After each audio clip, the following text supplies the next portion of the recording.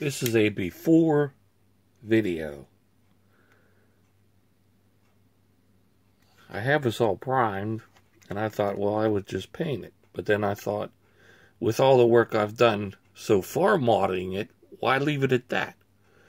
So I found a build-up artist, asked if he could put in a programming bay, cut these out, put vents and vent screens all the way around.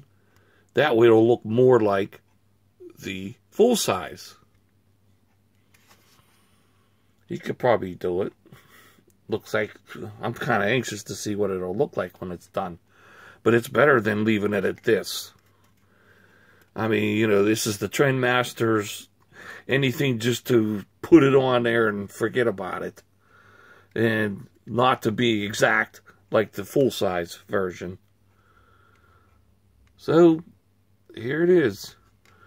Looks like a challenge, but it's a build-up artist, and he happens to be a member of the B9 Builders Club, and his name is Paul Beaty.